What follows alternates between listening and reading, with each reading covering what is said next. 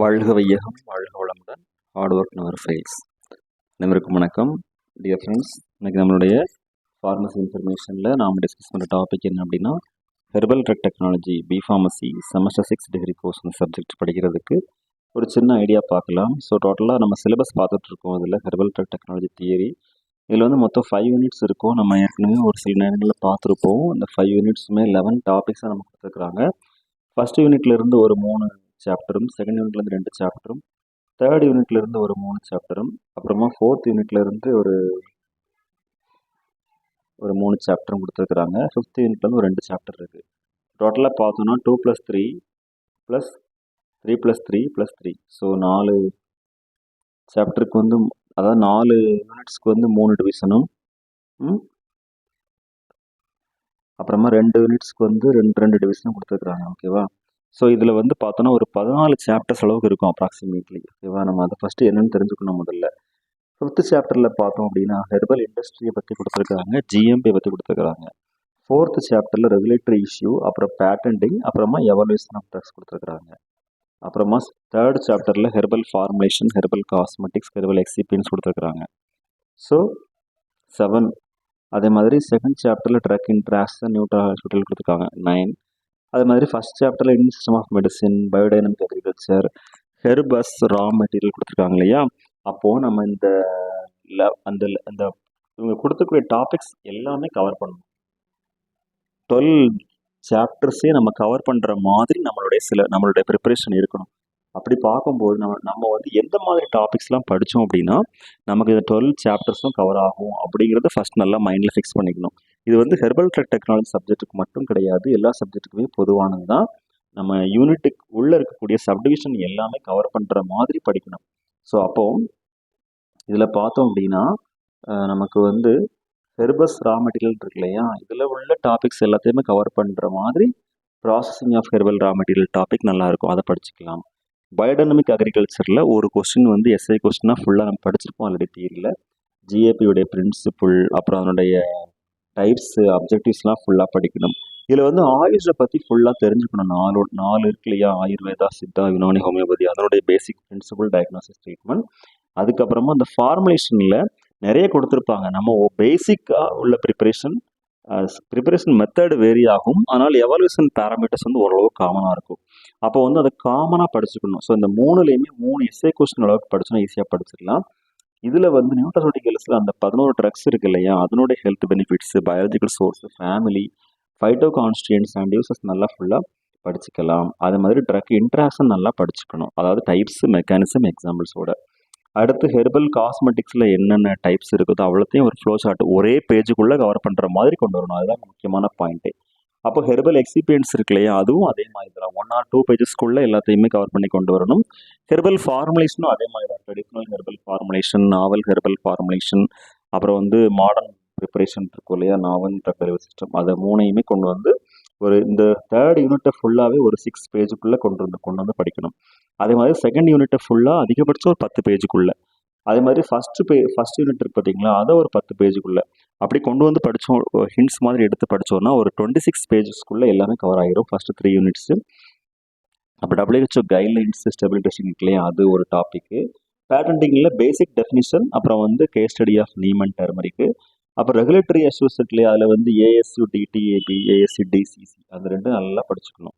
ஓகேவா? ஸோ இது மேக்ஸிமம் ஒரு 10 பேஜ் வரும். இது ஒரு 10 பேஜ்னா 40 பேஜ் ஆகுது அப்ராக்சிமேட்டாக. அப்புறமா ஹெர்பல் ட்ரக் இண்டஸ்ட்ரியை பற்றி ஜெனரலாக நம்ம தெரிஞ்சுக்கணும்.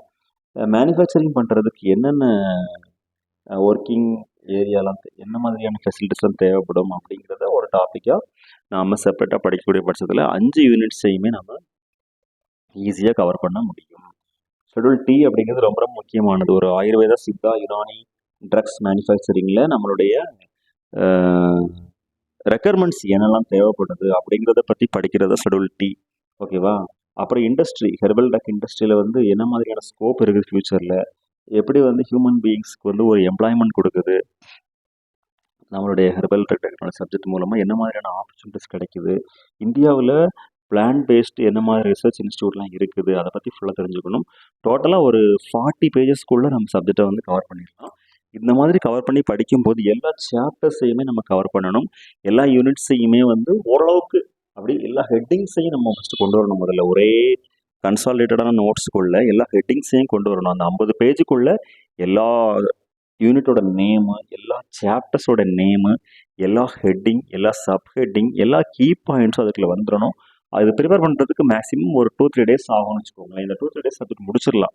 ஸோ இந்த 2-3 டேஸில் சப்ஜெக்ட் முடிக்கிற பட்சத்தில் நாம் மற்ற சப்ஜெக்ட்ஸ் இருக்குது பார்த்தீங்களா, pharmaceutical biotechnology, pharmaceutical quality assurance, இதெல்லாம் படிக்கும்போது இந்த டாபிக்ஸ்க்கு வந்து நம்ம ஹெர்பல் ட்ரக் டெக்னாலஜி நம்ம வந்து ஓரளவுக்கு ஒரு 3 டேஸ்க்குள்ளே படித்து முடிச்சிட்டோம் அப்படின்னா மற்ற சப்ஜெக்ட்டுக்கு வந்து ரொம்ப ரொம்ப ஹெல்ப்ஃபுல்லாக இருக்கும். இது மட்டும் இல்லாமல் மெடிசனல் கெமிஸ்ட்ரி, ஃபார்மகாலஜி 3, அடுத்து வந்து பயோஃபார்மசூட்டிக்ஸ் அண்ட் ஃபார்மகோ கைனட்டிக்ஸு, அடுத்து நம்ம ஏற்கனவே சொன்ன மாதிரி பயோடெக்னாலஜி, அப்புறம் குவாலிட்டி அசூரன்ஸ், ஓகேவா? இது படிக்கிறதுக்கு ரொம்ப ஈஸியாக இருக்கும். நேற்று நம்ம டிஸ்கஸ் பண்ணியிருந்தோம் காமனாக எப்படி படிக்கணும்னு சொல்லிட்டு.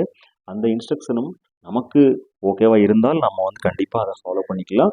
இந்த சப்ஜெக்டை பொறுத்த மட்டும் இன்னும் ப்ரீவியஸ் இயர் கொஸ்டின் பேங்க் நமக்கு கிடச்சதுனால் ரொம்ப ரொம்ப ஈஸியாக இருக்கும். அந்த ப்ரீவியஸ் இயர் கொஸ்டின் பேங்கையும் பார்த்துட்டு அதுக்கப்புறம் நம்மளுடைய பாயிண்ட் ஆஃப் வியூலையும் நம்ம வந்து ஓரளவுக்கு கவர் பண்ணணும். இப்போ எக்ஸாம்பிள்ஸ்னு சொல்லி பார்த்தோம்னு வச்சுக்கோங்களேன், நம்ம இதில் ஒரு டாபிக் இருக்குது, processing of herbal raw material இருக்குன்னா அதில் வந்து ப்ரைமரி ப்ராசஸிங், செகண்டரி ப்ராசஸிங் இருக்கும். ப்ரைமரி ப்ராசஸிங் கீழே ஒரு 6-7 பாயிண்ட்ஸ் இருக்கும். செகண்டரி ப்ராசஸிங் கீழே ஒரு 5 பாயிண்ட் இருக்கும். அது எல்லாத்தையும் ஒரு ஃப்ளோ சார்ட் ஃபார்மில் கொண்டு வந்தோம்னா நமக்கு ரொம்ப ரொம்ப ஈஸியாக இருக்கும் படிக்கிறதுக்கு. அதே மாதிரி இந்தியன் சிஸ்டம் ஆஃப் மெடிசனில் சித்தா, ஆயுர்வேதா, யுனானி, ஹோமியோபதி பார்க்குறோம்னா சித்தாவில் வந்து நிறைய இருக்கும். ட்ரைதோசாஸ் இருக்கும், ட்ரைகுணாஸ் இருக்கும். ஆயுர்வேதாவில் வந்து பார்த்தோம்னா பஞ்சமகாபூதாஸ் இருக்கும். அதில் ஆகாஷா, வாயு, அக்னி, பிருத்வி, ஜலா அந்த மாதிரி இருக்கும். அந்த ஹெட்டிங்ஸ்லாம் வந்து நம்ம ஈஸியாக படிக்கும்போது நமக்கு அது வந்து ஒரு ஃப்ளோ சார்ட் மாதிரி ஃபார்மில் கிடைக்கும். நமக்கு ரிவிஷன் பண்ணுறதுக்கு ரொம்ப ஈஸியாக இருக்கும். அது மட்டும் இல்லாமல் ஆயுர்வேதிக் ஃபார்முலேஷன் எடுத்துட்டோம் அப்படின்னா solid dosage forms, liquid dosage forms, semi solid dosage forms, அதில் வந்து ஓரளவுக்கு நம்ம படிக்கும்போது நம்ம அலோபதி ட்ரக்ஸில் இருக்கக்கூடிய ஃபார்முலேஷனையும் ஆயுர்வேதிக் ட்ரக்கில் இருக்கக்கூடிய ஃபார்முலேஷனையும் நம்ம ஈஸியாக கம்பேர் பண்ணி படிக்கிறதுக்குரிய ஒரு ஒப்பீனியன் கிடைக்கும். ஸோ அப்போது வந்து ரெண்டையும் நம்ம கம்பேர் பண்ணி ஈஸியாக நம்ம வந்து டாபிக்ஸ் அண்டர்ஸ்டாண்ட் பண்ணிக்கலாம். ஒரு அலோபதி ட்ரக் மேனுஃபேக்சரிங் இண்டஸ்ட்ரிக்கு என்னென்ன ஃபெசிலிட்டிஸ்லாம் வேணும், ஒரு ஏஎஸ்யூ அதாவது ஆயுர்வேதா, யோகா, யுனானிஸ் ட்ரக்ஸ் மேனுஃபேக்சரிங்க்கு வந்து என்ன மாதிரியான ஃபெசிலிட்டிஸ்லாம் வேணும், ரெண்டுக்கு டிஃப்ரென்ஸ் என்ன அப்படிங்கிறத பற்றி நம்ம நல்லா தெரிஞ்சுக்கலாம். இதில் WHO கைட்லைன்ஸ்ன்னு இருக்கும், ரொம்ப ரொம்ப முக்கியமானது. அதில் நம்ம ஏற்கனவே 4th செமஸ்டரில் படிச்சிருப்போம். WHO கைட்லைன்ஸில் குவாலிட்டி கண்ட்ரோல் ஆஃப் க்ரூட் ட்ரக்ஸில் படிச்சிருப்போம். அதுதான் இங்கேயுமே ரிப்பீட் ஆகுது. அதில் வந்து 5 எவாலுவேஷன் டெக்னிக்ஸ் இருக்கும். Microscopical, macroscopical, physical, chemical, biological, அதெல்லாம் ஹெட்டிங்ஸ் எல்லாத்தையுமே கவர் பண்ணி படிக்கணும். அது மாதிரி லாஸ்ட் சாப்டர் பார்த்தீங்கன்னா ஷெட்யூல் டி, அதில் வந்து மொத்தம் 13 ஹெட்டிங் இருக்கும். இதிலே கொடுத்துக்கிறாங்க ஓரளவுக்கு working space, storage area, machinery and equipments, அப்புறம் standard operating procedure, health and hygiene, documentation record, அது வந்து பேட்ச் மேனுஃபேக்சரிங் ரெக்கார்டெலாம் இருக்கும். நம்ம அதையும் நம்ம தெரிஞ்சுக்கணும். ஸோ ஒவ்வொரு சைடு ஹெட்டிங்ஸ் ஒவ்வொரு மெயின் டைட்டில் தெரிஞ்சுக்கிட்டு படிக்கும்போது சப்ஜெக்ட் நமக்கு ரொம்ப ஈஸியாக இருக்கும். ஓகே டியர் ஃப்ரெண்ட்ஸ், உங்களுடைய இன்ட்ரெஸ்டான அந்த அகாடமிக் கேரியருக்கு மனமார்ந்த வாழ்த்துக்கள். வாழ்க வையகம், வாழ்க வளமுடன். நன்றி.